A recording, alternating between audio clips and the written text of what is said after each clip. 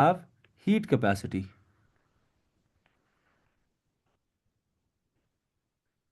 Heat capacity हमारे पास क्या होती है? Basic words, energy needed to raise temperature of a body by 1 degree Celsius. ठीक हो गया? लिख लें। Heat capacity is the energy needed to raise the temperature of a body. Remember, when I write body, this is a general term. This is a general term. I do not mean a specific body. I do not mean any amount of mass. ठीक है, कोई भी हमारे पास हो, मतलब in case, मतलब अगर मैं लूँ तो Abdullah is like a body over here. ठीक है। अब अब्दुल्ला का टेम्परेचर 37.5 से 38.5 करने पे मुझे कितनी एनर्जी लगेगी, that is my specific capacity. ठीक है। Heat capacity, sorry, not specific capacity. It's either called thermal capacity, याद रखें इसके दो नाम है by the way. It's either called heat capacity, it's either called thermal capacity. ये हमारे पास जनरल फॉर्म होगी। इसका जो यूनिट होता है मेरे पास, नहीं, स्पेसिफिक हीट कैपेसिटी ये नहीं है, हम आगे पढ़ेंगे। It's gonna B joule per Celsius. ठीक है। जाउल पर सेल्सियस हमारे पास इसका यूनिट होता है, मतलब how much energy do I need per unit Celsius. ठीक है। कि मुझे कितनी एनर्जी चाहिए 1 सेल्सियस इंक्रीज करने में। Is that clear? Is that clear kiddos? Understood? Perfect. Now the formula that we have is Q is equal to C delta T। सही हो गया? Q, अच्छा, आपके टीचर्स ने आपको इधर ऐसे लिखवाया होगा या ऐसे लिखवाया होगा, E is equal to C delta T. ठीक है, कुछ ने क्यू लगाया होगा, किसी ने इस ई लिखा होगा। Q is basically thermal energy के लिए हम लोग यूज करते होते हैं, थर्मल एनर्जी। हाउएवर ई भी हमारे पास एनी काइंड ऑफ एनर्जी के लिए यूज होता है, तो it's basically the same thing. So आपके टीचर ने अगर आपको ऊपर वाला क्यू से फॉर्मूला लिखवाया हुआ है, ई से लिखवाया हुआ है, it's the same thing, there is no difference. मुझे हर साल स्टूडेंट कहते हैं सर हमारे टीचर ने हमें ई की जगह क्यू लिखवाया है, क्यू की जगह पे ई लिखवाया है। Does not really matter. Okay, what matters is कि आपके पास आगे फॉर्मूला सेम हो। ओके। अच्छा, थर्मल एनर्जी ये भी जाउल्स में होगा, ये भी जाउल में होगा। सी हमारे पास होता है हीट कैपेसिटी। हीट कैपेसिटी इसका यूनिट होता है joule per Celsius. And delta T is basically change in temperature. तो चेंज इन टेम्परेचर हमारे पास क्या होगा, सेल्सियस हो गया। ठीक है।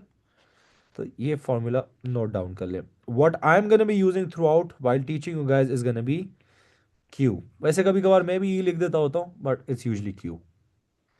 So heat capacity or thermal capacity is the energy needed to raise the temperature of a substance by 1 degree. Now let's suppose I have two objects. This is object number A. This is object number B. Object number A needs a total of 2000 joules to increase its temperature by 1 degree. Okay, 2000 joules में मेरे पास कितनी increase आया है, 1 degree का।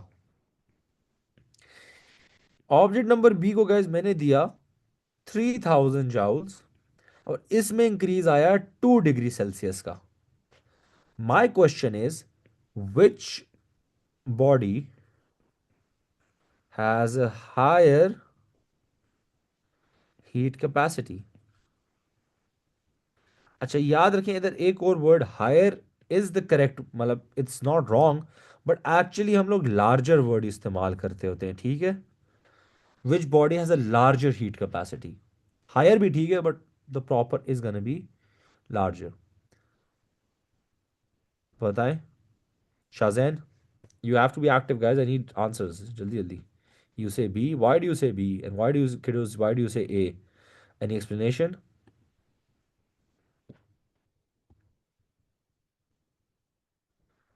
Formula use करते हैं, दोनों को देख लेते हैं। सही है।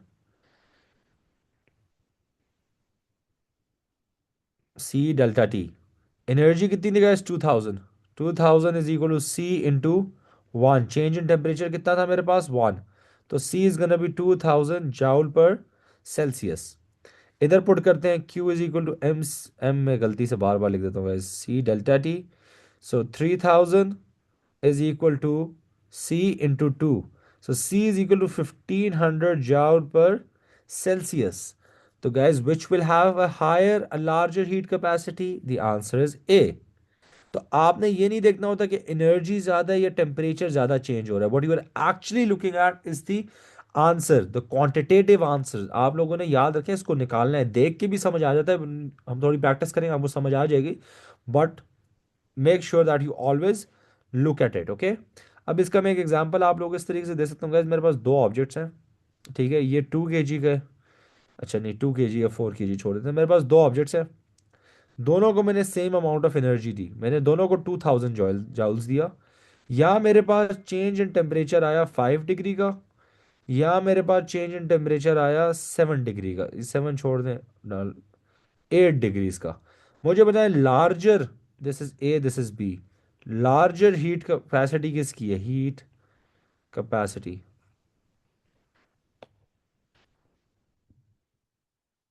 Abdullah, why do you say ए?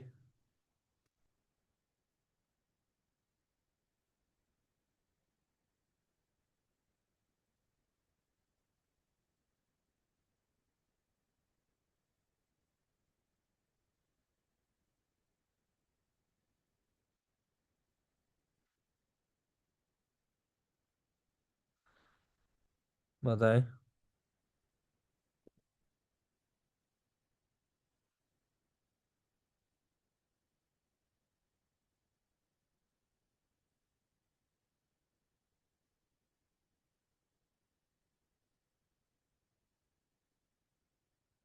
तो आर लार्जर हीट कैपेसिटी किसकी होगी हमारे पास? Correct, A is the answer. Again guys, देख के it is easy, of course 2000 joules है. 2000 जॉल्स में इसकी इंक्रीज सिर्फ 5 आया, इधर इंक्रीज 8 आया. तो जिधर ज़्यादा इंक्रीज आया उसका मतलब यही है कि वहाँ की हीट कैपेसिटी हमारे पास कम है. बट इधर गाइस मेन चीज़ क्या है? ये तो हमें चाहिए, मैथमेटिकली आपको प्रूफ करना आना चाहिए. इसको मैं एग्जांपल इधर करता हूँ, ठीक है, इसका एग्जांपल मैं इधर कर लेता हूँ. देखें, Q is equal to M C delta T, और इधर का मैं एग्जांपल इधर कर लेता हूँ. Q is equal to C delta T, M नहीं डालना,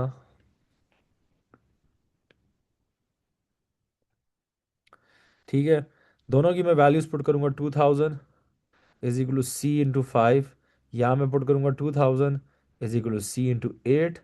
या गाइस मेरे पास आंसर आएगा 400 जाउल पर सेल्सियस, या मेरे पास आंसर आएगा 2000 डिवाइड बाई 8 का क्या आंसर आता है? I believe 250, if I am not wrong, 250 joule per Celsius. So object A needs 400 joules of energy to produce 1 Celsius change, okay? And 250, object B requires 250 joules of energy to produce a Celsius difference, okay? So of course हमारे पास higher heat capacity किसकी होगी? The answer is going to be A. If they ask why, तो you can write object A if they ask why, okay? तो यहाँ हमारे पास answer आएगा object A requires 400 joule of energy to increase temp by 1 degree Celsius, whereas object B requires 250 joules of energy to increase its temp by 1 degree Celsius. इधर लिखें.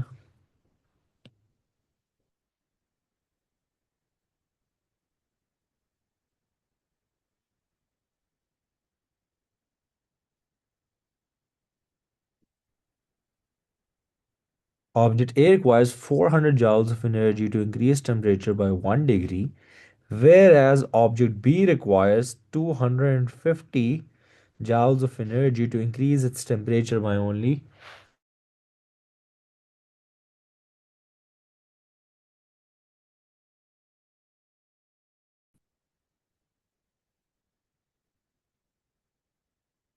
Heat capacity temperature, yup. इधर जो अब्दुल्ला ने बात की है guys, कि heat capacity and temperature are inversely proportional, but when are they inversely proportional, ये याद रखें।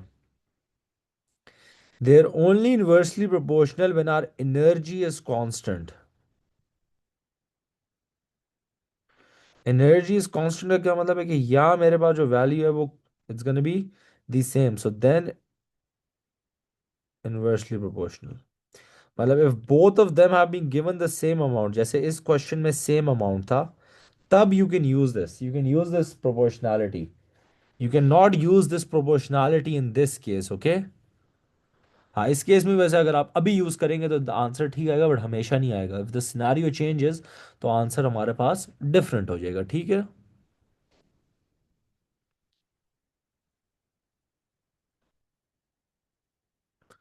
इधर गाइस एक बड़ी इंपॉर्टेंट बात भी लिख लें। Two objects made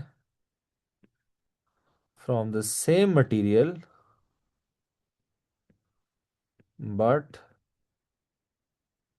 which but different masses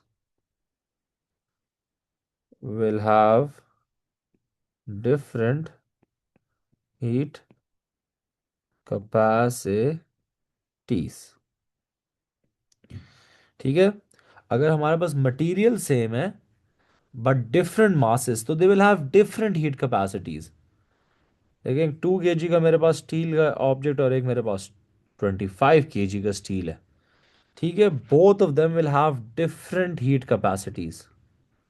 and why do I से दिस, क्योंकि अभी जो हम नेक्स्ट टॉपिक पढ़ेंगे उसमें हम लोग स्पेसिफिक हीट कैपेसिटी जब पढ़ते हैं, तो वो हमारे लिए दोनों के पास सेम होती है।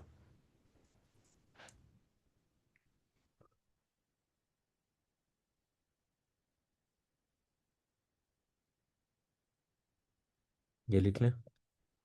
अभी तक इज दिस क्लियर? अभी तक हमने जितना किया सारा क्लियर हो गया।